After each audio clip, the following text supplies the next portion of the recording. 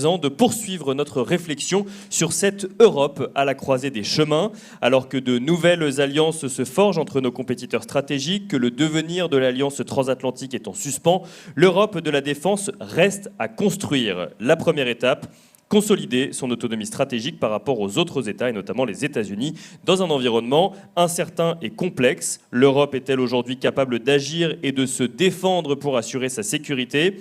L'autonomie stratégique de l'Europe se mesure-t-elle au seul secteur de la défense ? Quelle est la position française sur le sujet ?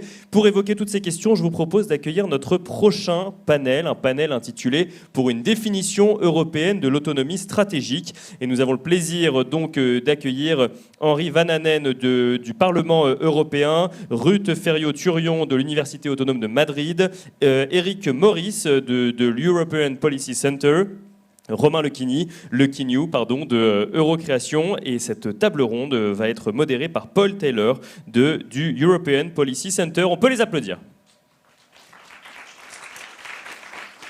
Merci beaucoup pour cette introduction. Nous allons passer à la langue de Shakespeare. I apologize to francophones for speaking English in a French environment, but we've decided to hold this panel in English.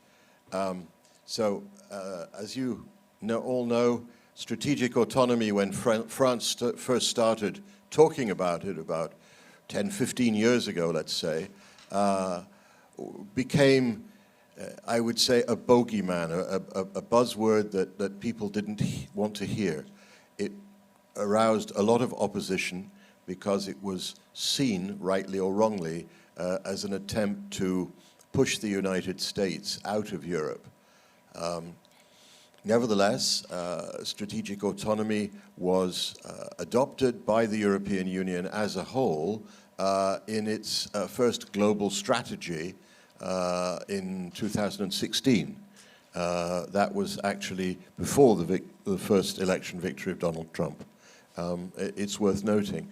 So it's been there in the European Union's vocabulary of, let us say, aspirations for a decade now, almost a decade. And yet it continued throughout that period to be a subject of controversy, a political no-no, a turn-off, if you like. French ministers were periodically encouraged to stop banging on about strategic autonomy, and so they talked about, well, you know, President Macron in his Sorbonne speech talked about European sovereignty, which was another way, I think, for him of expressing strategic autonomy, but again it created a lot of debate, dispute, and I think also puzzlement as to how a non-state organization could have sovereignty. And I think that remains one of the puzzles about this issue.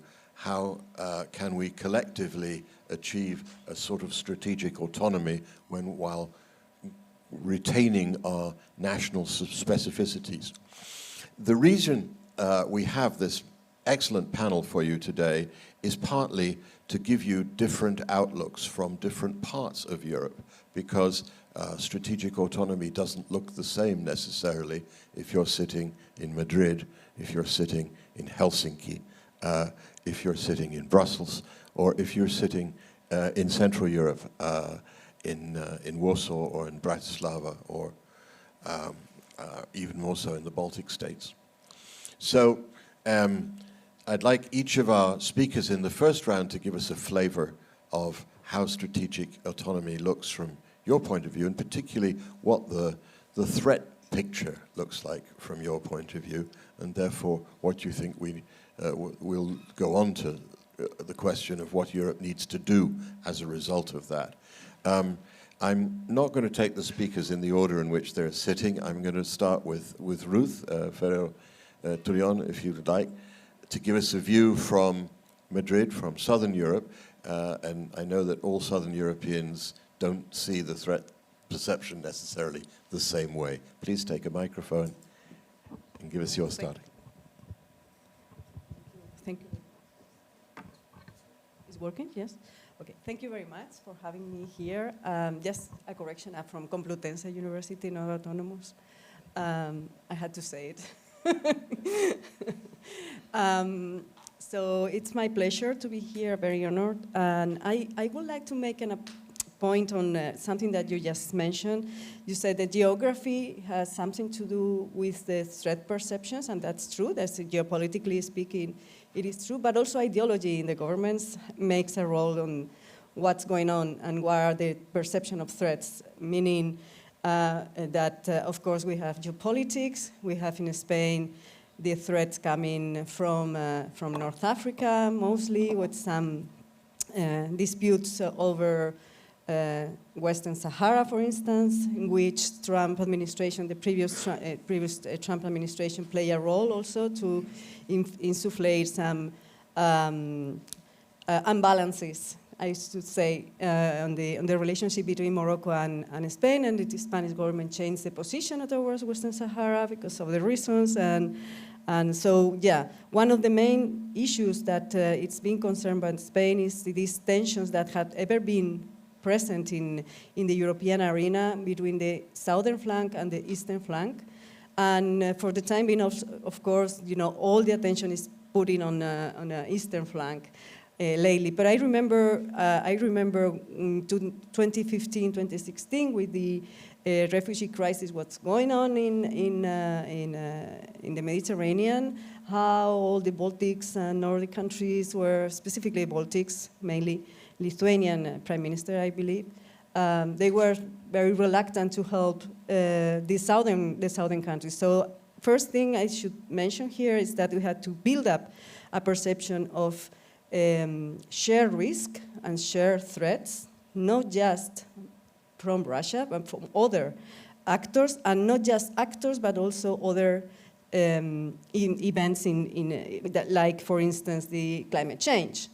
And we have to be aware about it. I mean, in the cases of southern countries, we have desertification going on. Mediterranean is one of the main areas in the world was affected by climate change, by desertification, and also we had to pay attention to that. Of course, we have defense, but also we have to cope with more ambitious definition of security, which is not just linked to the traditional approach to defense. So, diverse nature of threats, not just putting all our attention into geopolitics. It is important, of course, but we have to also pay attention on how to build this strategic autonomy based in different axes. I'm sure my colleagues will join me with this in the climate change, industrial autonomy, and energy autonomy, and try to avoid the source of neocolonialism. If we need raw materials coming from Africa or from other parts, we need to avoid those neocolonialist approaches to that. And also the change supplies should be our target. And I believe, and I'm really supportive of building this strategic autonomy, but I'm afraid that the things that we're seeing over the last weeks is not going through that. This is a more of a Europe of the powers, like it used to be in the 19th century, but not a commitment made by the states towards supranational entity and try to build a real Europe of the defense. Thank you. Thanks very much. That's a very interesting point. Obviously, the Europe that we have, the EU 27, does not include some of the powers that are important in the geopolitics, the United Kingdom, obviously, but also Norway and Turkey.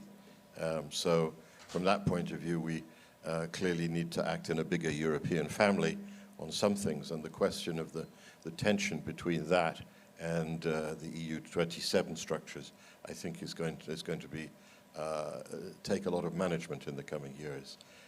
Henri, you're from Helsinki. Give us a view from Northern Europe, if you would, of first of all the threat perceptions, where climate and other threats fit in alongside the threat from Russia, and you know, your idea of what Europe needs in terms of strategic autonomy.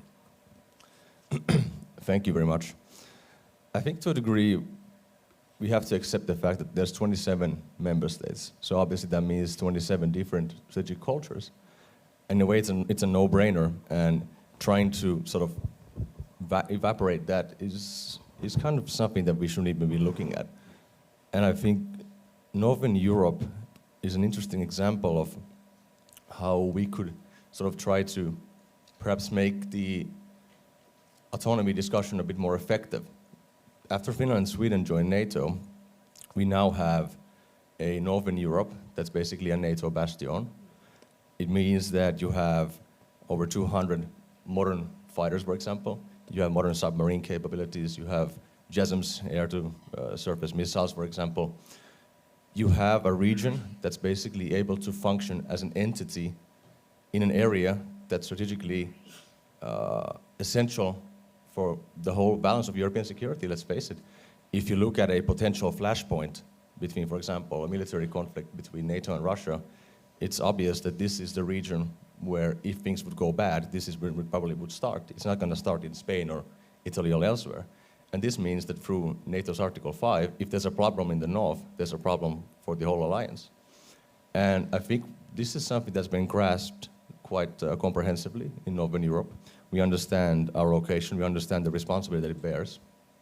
Now, we've heard a lot of discussion on burden sharing, especially coming from the US, saying the Europeans should do more, invest more in defense. I think after the NATO enlargement process, there's already a very vivid and vibrant discussion in Northern Europe among new NATO members that we should talk about burden sharing in the context of regional cooperation.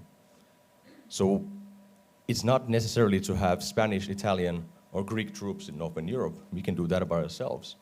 But I think this is an example that should be adapted elsewhere in Europe as well, looking at regional solutions, regional opportunities. And I think looking at what Northern European, I mean, they're trying to form new command structures, creating new task forces among different branches of the army, military. And I think this is a good example of how, let's say, for example, Central European countries could have similar approaches. And let's face it, some Eastern European and Central European countries do share the same threat perceptions that we do. You should not be looking at just Northern Europe, more of a whole sort of eastern frontier that extends from the Black Sea and to a degree to the Mediterranean as well, all the way up to the Arctic. And you can already see this clearly when you look at defense spending, for example. Which countries go beyond the 2%? Well, they're the ones that share the closest proximity to Russia. So for me, this is not a question of should we fight either climate change or either Russia. There's a qualitative difference in threats as well. Some of them are long-term, some are short-term, and some are acute. And at this point, when we're looking at a very acute threat coming from Russia towards a region that is essential for the whole European security, I think looking at what Northern European countries are doing and trying to figure these regional solutions is the way to fight. Not everybody has to do everything. We have to do what we are the best contributors at. But if I may follow up, Henri, I think the northern regional threat perception and regional response that you describe very well, it doesn't seem to have the same idea that we need to do it with we need to produce and use our own European equipment. There's much more openness to buying US equipment, for example, and has anything that has occurred in the last few weeks made you ask the question, was this a smart move? Are we really going to be able to use these US fighters if the US doesn't want us to use them? Well, I mean, it's the best wisdom is the after wisdom, right? It's always easy to say that we should have done this and that earlier, but I think one has to understand when you make defense planning, security planning, political decisions, there's not a choice that's completely risk-free. So obviously you'll always have to pick from the available options. And at that point, for example, when Finland joined the European Union in 1995 and started developing its defense capabilities and cut off because before that, for example, our fighters, 50-50, half from the Soviet Union and half from Sweden. Now in the 90s, we procured the Hornet fighters from the US, and that opened up the US defense market for us. And at that time, when in the 1990s, when most European countries downsized their defense spending, we actually got it up. And we never got rid of our conscript system. I, for example, served myself as well. It's mandatory for all men. And I think this is a more complex issue that has to do with the structures that were formed after the Second World War. We were a war-torn continent that had to rebuild in the, under the security umbrella of the US. We contributed, all of us in Europe, to this dilemma, to this dynamic that we're now facing. And we did not do our home lessons. We didn't invest in defense. We didn't upscale our defense capacity to produce. And we all continued on the path of being reliant on the US. And now the Trump administration has just made this dynamic very clear. It's always been there. I think it's impossible to find a choice that makes us more or less dependent on the US within a year or two. We're talking about developing defense capability. It's a process that takes 10 to 20 years. So you need to do choices today if you want to see action in 10 years. And I think what we have right now is what we have to go along with. And this is the dependency on the US. We can't escape that in the short term. Yeah, thanks very much. Eric, you're our West European. Yes, I am. Like me, you're a recovering journalist, now trying to think more long term. It's fair to say that Western Europe did not have the same threat perception as our kind of partners in Central and Eastern Europe and Northern Europe. Is that changing, and to what extent is that changing? And is that reflecting itself in the way we think about strategic autonomy? Well, of course it is changing. It has started to change in 2022 with the full-scale invasion of Ukraine, because all Europeans could see that war was back on the continent and that Russia was indeed a danger, a threat, which had been said by Eastern European and Nordics for a long time, and now at that time it was clear. I think the difference now, this year, so far, we're only in March, is that the threat is very well identified. It is Russia, but also the level of threat has increased, or the perception of the level of threat has increased. First, because of Trump, of course, for two reasons. The first one is that Trump is acting as an enabler for Russia and for Putin in the way he's been conducting not the peace talks yet, but at least the positioning in the future negotiations. We see that he's clearly leaning towards Russia more than Ukraine, which means that potentially there is a clear way for Russia to fully demand what it was demanding in December 2022, meaning a rollback of NATO, in addition to neutrality of Ukraine and so on. So the security architecture seen from that perspective could be completely destroyed, and that's part of the perception of the level of threat. And the second reason is that if Russia was on the offensive in a few years from now, the question of the protection from the US is clearly there. So Russia could go further than that, what it has done so far, and there is potentially no US protection, or at least an uncertainty about US involvement. So that's two reasons for the increase of the threat perception. So we feel that very clearly in Germany with the declarations of the next chancellor. First on the being independent or becoming independent from the US. Secondly on the demand for the dialogue on nuclear protection or guarantee from France and the UK. This is starting to sink in France. We saw that with Macron's speech last week, which was clearly an attempt to to raise awareness in the public opinion on what is coming next, what actions we will need to take, and the potential choices or sacrifices we will have to make. The discussion is there in Belgium also, in the Netherlands, and then at this point I think we have to distinguish between the governments, the authorities, and the public opinion.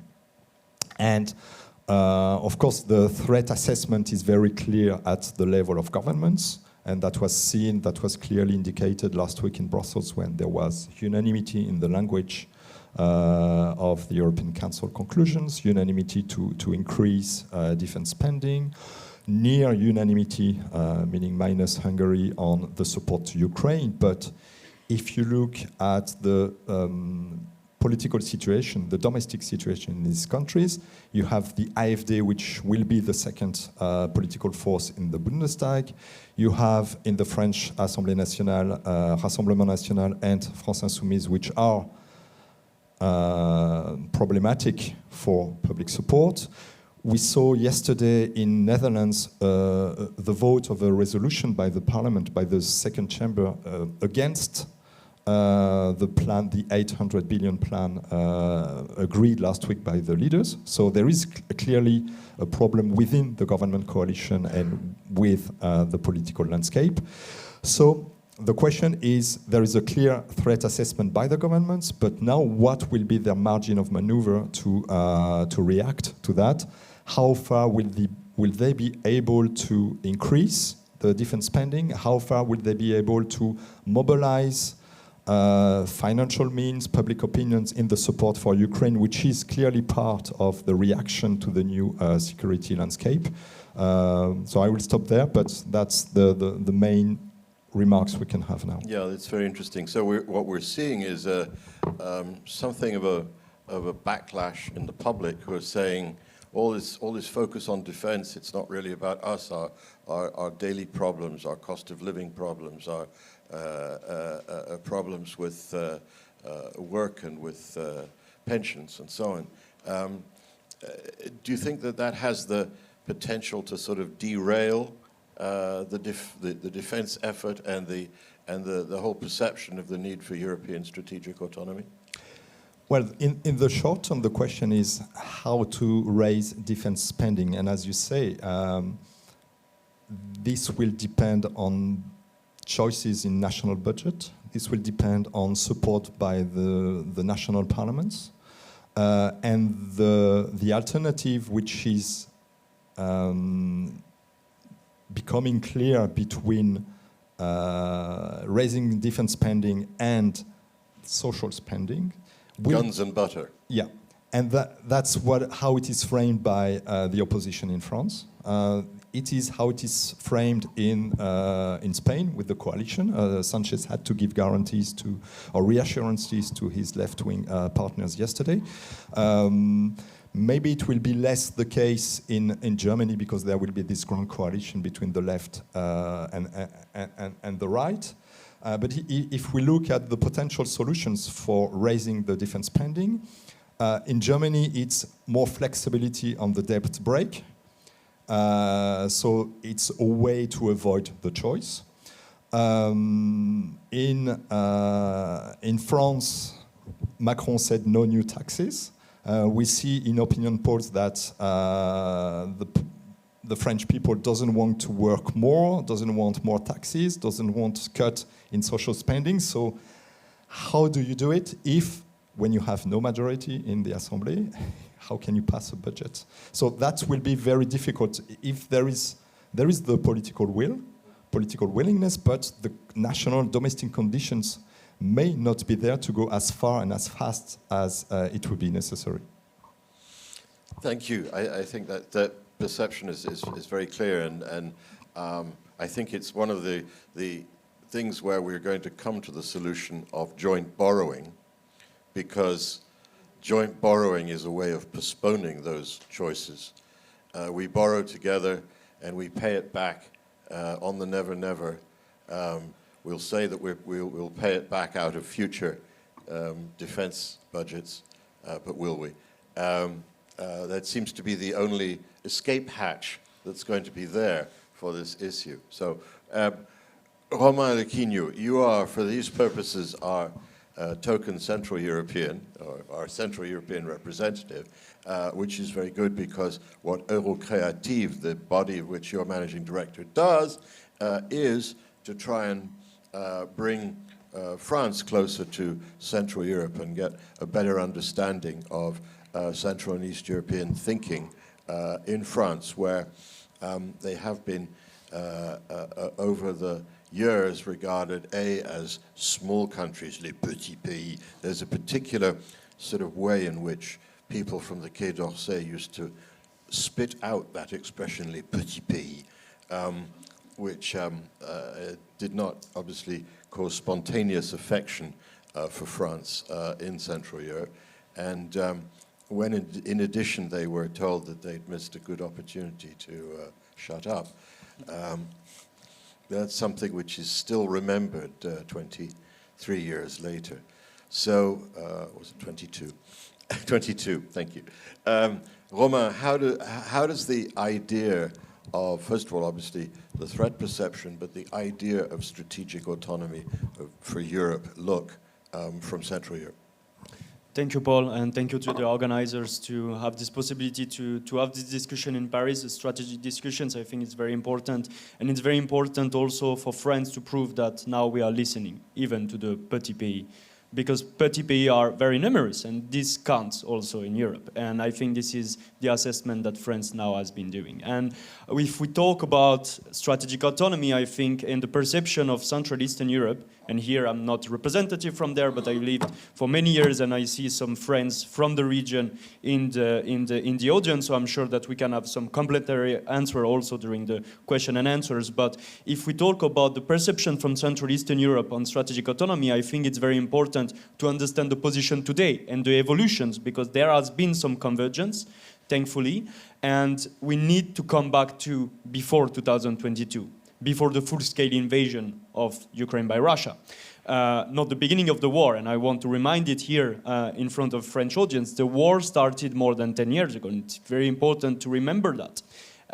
So we need to come back on why strategic autonomy has been badly perceived, and I insist, badly perceived in Central Eastern Europe. In most of the countries, we can put Hungary aside, it's a special case, exotic case.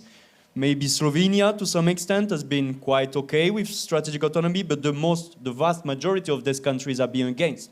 And they have been against one type of strategic autonomy, not necessarily the EU vision or strategic document, let's put it that way, of strategic autonomy, but against the specific French way of perceiving strategic autonomy, and especially the one that has been discussed by President Macron. And we need to understand why. Basically, I would say that it's about three different reasons. The first one is that from France, from Paris, we thought that strategic autonomy was about the European security architecture. And here you have two problems. The first one is Russia. The idea that we could have built something with Russia, a continental security with Russia, was just non-acceptable for most of these countries. I'm thinking about Poland, I'm thinking about Romania. You cannot build something with Russia, and you know it. The second is about the place of NATO and the US in the security architecture. For these countries, Article 5 is the pillar of their own security, is the pillar of the domestic security. It's the pillar of the European security. And it's the same for the US. And as much as, you know, the US can insist, because they have been insisting for many years that we should spend more, still, the US is the main partner. Even today, and we can jump into this discussion, Central Eastern European countries are, you know, skeptical about the developments in the US, in Washington, especially in the administration. But still, it is no time to say that the US is not anymore reliable. And, you know, we will have long and strategic discussions on this. But we need to understand that it's not the same perception in the different countries than in Paris or in France, even if there is concern, don't get me wrong. The second reason is that this strategic autonomy was perceived as a French unilateral action movement, and especially that, you know, you can hear in these capitals that before, that when France was approaching them with the strategic autonomy, it was mostly to sell our things, to sell our boats, to sell our planes, to sell our industry that is very important for us. And the third reason is, of course, that in these discussions, Central Eastern European countries perceive, rightly so, that they didn't have a seat at the table. They were not listened, and I think this is the most important thing of the speech in Bratislava. This is not an apology, but it's a way to say sorry. We didn't listen to you and we should have had, because you were right. And I think it's important here when we talk about, this revival of the strategic autonomy. Now, after the full-scale invasion of Ukraine by Russia, what happened? I think that first, why Central Eastern Europe and these countries mostly have been, driving towards a more consensual approach when it comes to these questions. It's also because there has been a perceived sensation, feeling that the center of gravity of the European Union has been moving towards the East. Is it true or not? We can debate about this, we can discuss about this, but it is true that these countries, especially the bigger ones, Poland, Romania, again, and we should have not only Central Eastern Europe here, but Northern Europe as well, Finland, Sweden, they have a seat at the table. They talk, they discuss. What I heard from the past meeting in London is that one country has been extremely, influential in the discussion, and that was Finland. That was not something that we heard for many years before. So I think this is important. The second is that there is now a consensus that Europeans have been unserious about security. Mostly all of us, to be very honest. A few countries have been serious. You can see at the percentage of the spending and this kind of things. The Baltic states, Poland, Greece, but most of the countries have been unserious, including some countries from Central Eastern Europe. I'm thinking about a country like Czech Republic. Of course, it's a bit different. This is not a country that is directly, bordering Russia, but still unserious about defense and security.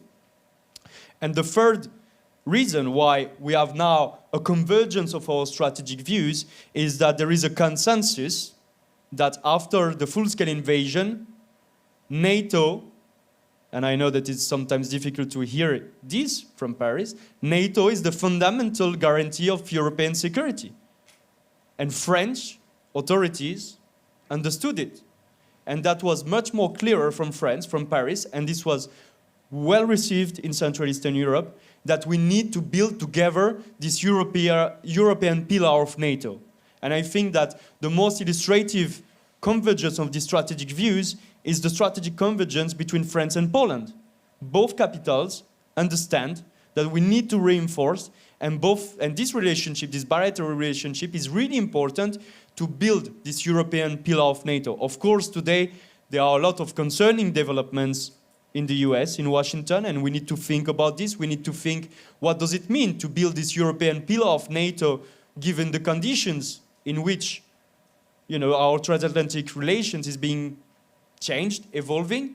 But this is where the consensus, strategically speaking, is now. We need to build it together. Western Europeans now are clear about the threat, and I think this is also a way to, have this convergence on threat assessment. One thing that is good is that the Russian threat is active in Northern Europe, in Eastern Europe, but also in Southern Europe. And this is a way for us to be collectively aware of what we risk. And from the Central Eastern European side, there is also the consensus now that it's important to build our relationship, our transatlantic relationship in a new way, and to invest more in Europe, defense and decision making. And we have some stuff here to work on together. Great. I think it's you brought out very clearly the evolution and the convergence. And I think the question now turns to perhaps one question before we do move on to my next part of the discussion was going to be about, so what do we do about it now? What more do we need to do for strategic autonomy, and what are the priorities? But before I do, just a question about how much understanding is there in Central and Eastern Europe of the other concerns other than the Russian threat? I mean, how much how willing are they to take seriously the concerns, for example, of the Mediterranean countries about climate change, desertification, migration? We don't see much willingness to share the burden of migration, whether it be financially or in immigration policies in Central Europe. Is there any prospect of that changing? I think there is, and there is more and more. Let me maybe give you an example first, a specific example, and then a general movement. It's the perception of Central Eastern Europe towards Africa. And I think one of the best move, diplomatic move, and security move that has been made over the past few years in Europe was the Estonians willing to join the Takuba mission with France. And I think that it was an idea from Tallinn to basically say, if we want the French to be more concerned about our defense and security, let's try to help them. Let's try to see what they are concerned about. And by sending, I think, about 100 soldiers there, it's a small move, but it's an important and strategic move. And it helped. Because after the Estonians did this move, a few countries followed.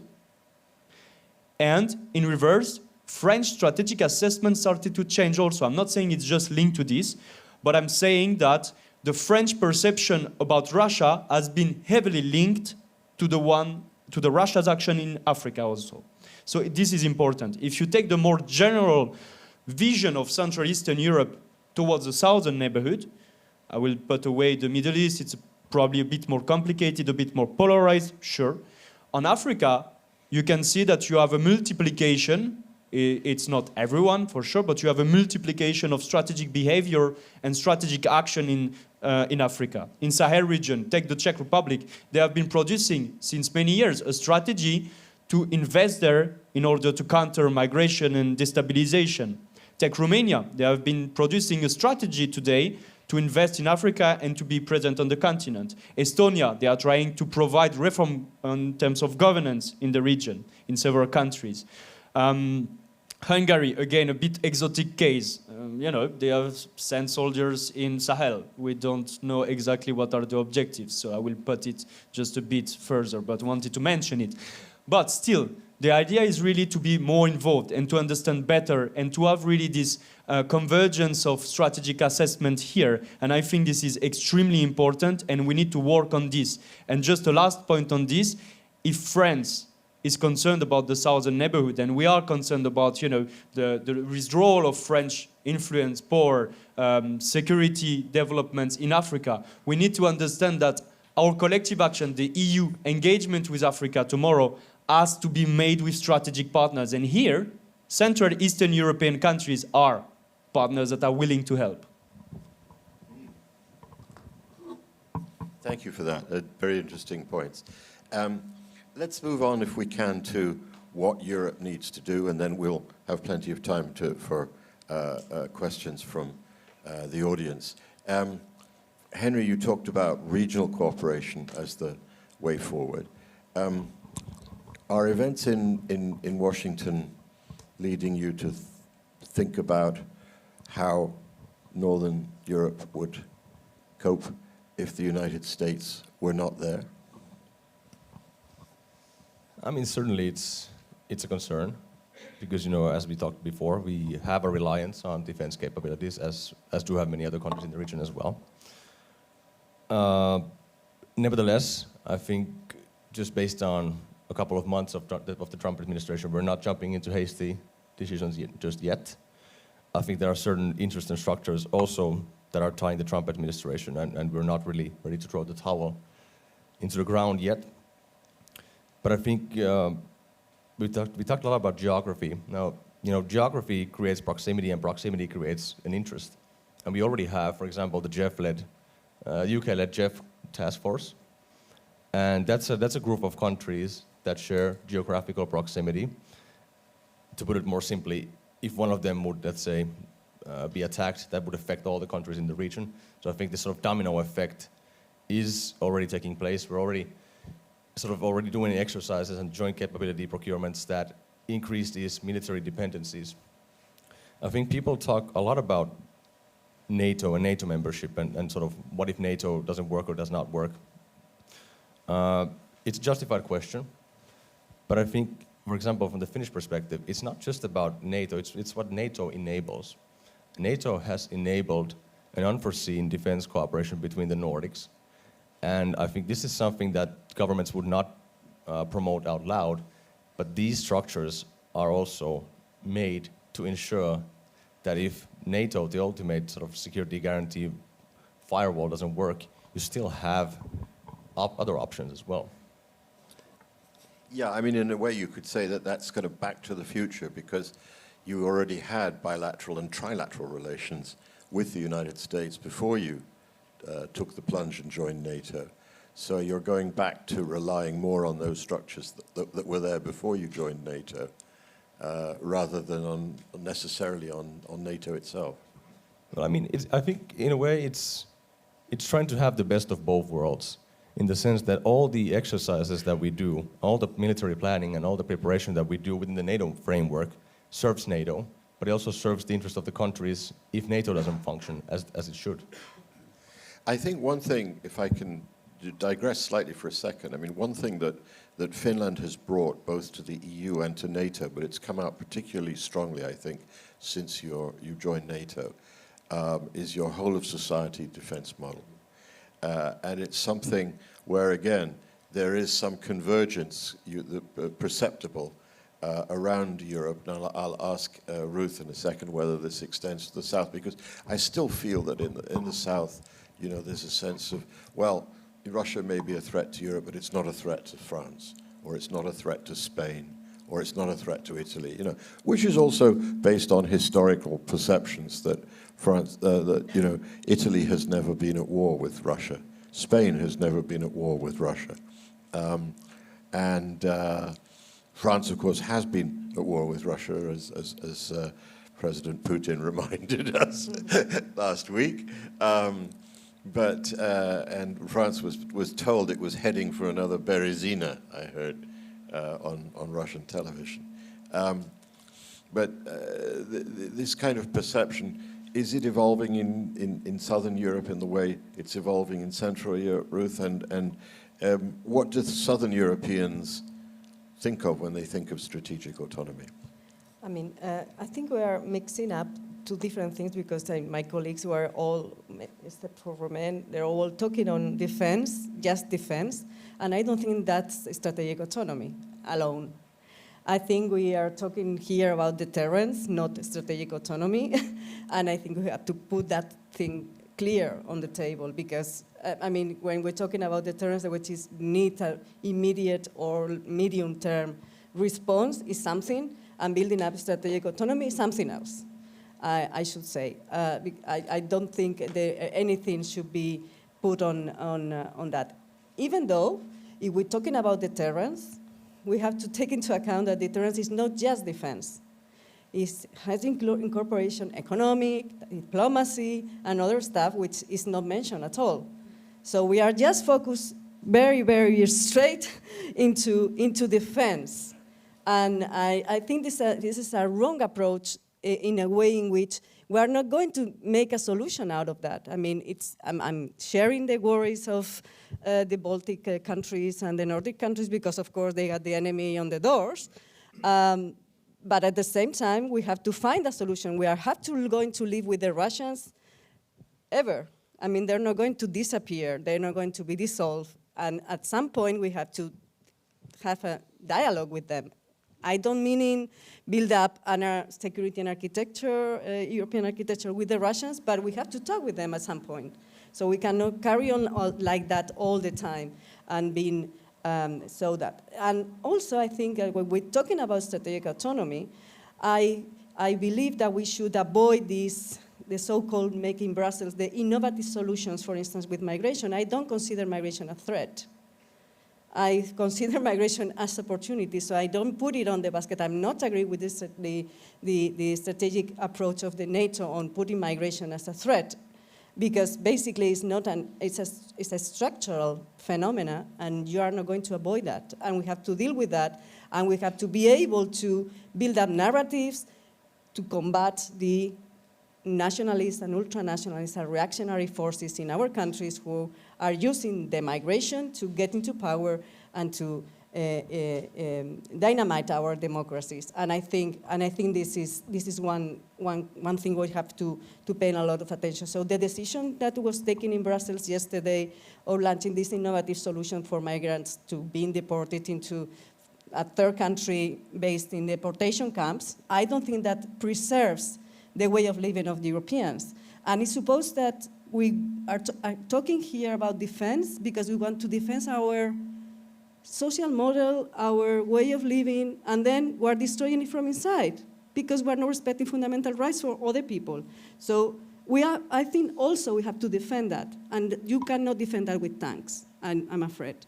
On the other hand, you were asking me about the awareness of in the southern countries, or in this case of Spain. Of course, we have some discussions going on. The issue on the military service is not on the table at all, though there is a 30%, it was just a poll appeared yesterday, that 30% of people thinks that maybe it could be the way now, open a discussion. But again, it's like a conquer that was made on the 90s, and not a lot of people will be like really deal with saying, okay, I'm going to send these soldiers to Ukraine, maybe as a peacekeeper operations, okay, but that's it. It's almost that's it. Because also we had the perception that our army was very useful, for instance, in Bosnia, in the peacekeeping operations. Of course, the strategic approach coming from this actual geopolitical situation and context had changed also the focus of NATO. But again, I believe that we just not put all our efforts on that, but just that. We had to be a more open window of how to deal with the actual situation and how to build deterrence, and also how to build strategic autonomy. It's not just or we put in on the focus. Great, I think, thank you for that. Henri, you wanted to come back on that for a second? Yeah, absolutely, thank you. I think the reason why we need to discuss Russia now is because we didn't talk about Russia for the past 25 years. And I think strategic autonomy is also a mindset. And I think if you look at the reason, for example, why Russia decided to invade Ukraine, it's partly because they didn't believe that we would react at all. And this is the moment where we should look into the mirror. Why did the Russians think that we would not react? It's because the past 25 years we've been sending them the signal that we prioritize economic relations, gas pipes, and Russian money flowing in the banks of London, instead of countering hostile or military behavior. And I think if we are not able to sort of understand that this type of reaction will lead to Putin becoming a more risk taker and to have more wars like we see right now, that's a risk, and that shows lack of to think strategically and autonomously. And I think also it is true, it's not just defense. I think a couple of crises, for example, the COVID has clearly indicated certain dependencies on economics, for example, medical equipment, sort of things like these. And for example, I wrote a book last year called The Race of the Century. And the idea was to look at the dynamics of the century in great power relations and in the world generally. And for example, if you look at raw materials that are necessary for future technologies, for example, batteries for electric cars, solar panels, etc., we're lacking behind in this race very badly. I think the Draghi report that came out, I mean, I'm not an economist, I can't comment on the economic side of that, but I think he took the discussion to the right direction. Instead of just writing resolutions that Europe condemns this and that and we want to be a global leader, it actually has a price tag, and you have to follow through if you want to be a sort of a global leader in that sense. And what we are trying to bring to the table, this was the Sauli Niinistö report that was published a month or two ago. It's about the preparedness union. It's what you mentioned about the comprehensive approach that we have in Finland. It's based on an experience of the Second World War, where you basically mobilized all of the society, private sector, public sector, to sort of create conditions that everybody knows what to do when a crisis comes, and we can act together. And I think this is something that we are lacking. It comes to preparedness, security of supplies, and I really, really wish that the Niinistö report also would get more attention. It deserves, because it follows on what you said. It's not just defense, it's about these everyday commodities in our lives. Yeah, if I may, industrial autonomy is also essential. And the problem with security and defense is that we externalize the whole thing to NATO and to the US, and that we need to rebuild that. But we need to rebuild that not just buying this stuff to the United States, because of course their industry is going to flourish in more than it is already, and we are not going to pay attention to ours. And if we are in a hurry and we follow up the Polish model of, rearm the society in the way they were doing it, I don't think there are one. I mean, it's a loose option for the Europeans. I said, and so I'm completely astonished. Some positions not here, but in what I'm hearing, the positions of the leaders on that, which it's like if we're going to make a suicide in Europe, we can carry on that line. And we have also to be aware that to have deterrence is going to take us a long time. And we also need to maybe to talk about the nuclear power and the nuclear weapons. And are we really want to do that? I mean, it's You raised some great questions. I want to just go straight to Romain and say, we've heard that the Polish model of rapid rearmament is the European suicide. Can you give us a view from Central Europe? Yeah, maybe just once first. When I said it was about a critique of the strategic autonomy from Central Eastern Europe, it was a critique on the defense security part, right? But there was an understanding, okay, maybe not enough initiatives, but an understanding that other domains of security were really important and we were lagging behind. It was about security, it was about energy, it was about agriculture, it was about migration, because in Central Eastern Europe, this is a security topic, indeed. And this was about, all these different topics, including technology and the fact that we are not there. The problem that I see and the debate that we have here is that we talk mostly about defense today because we are reactive power. And first we try, we are reactive and we are short-term. So basically our objective today is to make sure that we don't have so many divisions, or at least we have to hide the divisions. And the second is we just need to react. But the problem is that we are still not strategic. We are not strategic on what to do in 2-3 years. At the moment, it's just try to provide as much to Ukraine as much as we can, not as we should. And the second is how that we can basically protect ourselves if it's not working in Ukraine. But we are not talking about the other things. We are talking about Russia, but we are unable to talk about China. And I think that we have this lack of strategic understanding, both in our neighborhood. When it comes to enlargement, this is not a strategic approach at the moment. It's just trying to fake the fact that we will enlarge. We will not enlarge right now. That's a fact, because there is no political will. So this is not strategic. It's not strategic when we talk with countries that are neither our enemies, neither our partners. We are unable to understand that some countries, especially because we are not that strong, we are not that strategic, benefit from this. And we are not able to have a concrete strategy on some countries, except some partnerships. And I think this is here that we have a problem. And I'm very concerned that if the US is really going south on this, we will have a total mess in Europe, especially on the relations with China. A very interesting point. Before I go to the floor, prepare your questions, because you're on next.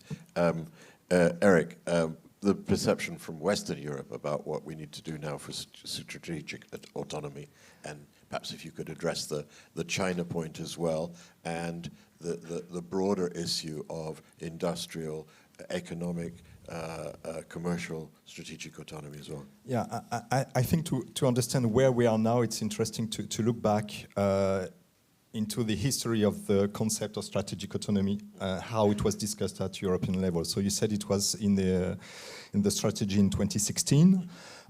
Then Macron arrived in 2017, and there was some backlash or reluctance to adopt this strategic autonomy concept, with the German defense minister saying she didn't want autarky, which was not at all the concept, but whatever.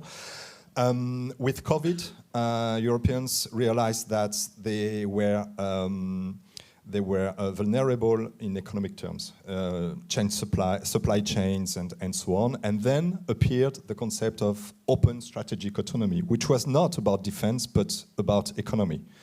And it involved trade, security of supplies, partnerships, And then it moved, and it was also mixed and confused with the ideas of capacity to act, geopolitical commission, geopolitical EU, and whatever. But it became more a economic concept than a defense concept.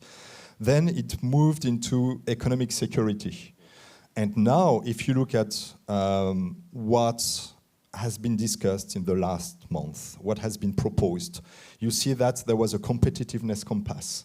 And one of the pillars of the competitiveness compass is security within it, the white paper on defense, with the upcoming. So defense is becoming part of the security pillar of competitiveness. If you look at the clean industrial deal that was also presented, there is also a part on economic security, which is linked to defense industry. And so what we see now is, I think, the word security is becoming the overarching concept next to strategic autonomy in defense, next to economic security, and there is a clear link between everything about economy, trade, international partnerships, and defense, which is very interesting in terms of, I think it would make the EU become strategic by accident in a way, because at some point we will have to discuss how we link all these policies, how we decide trade-offs between trade, strategic autonomy, and that's Mercosur. The debate about Mercosur is exactly that. And then from a Brussels... Exactly. And then from a Brussels perspective, it raised the issue of institutional agency. Who is deciding what? Because trade, it's an exclusive competence of the Commission. Defense industry, we see the balance being defined between member states and institutions.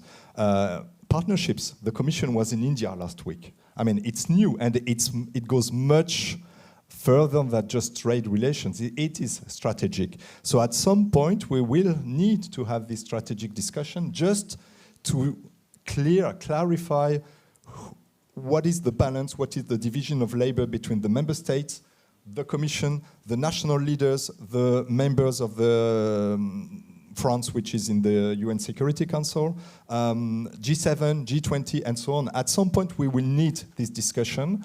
And just to say that now it's not only about defense, it's the interaction between everything economic and defense. Everything, everywhere, all of the time. Yes. Thank you for that. I love the idea of Europe becoming strategic by accident.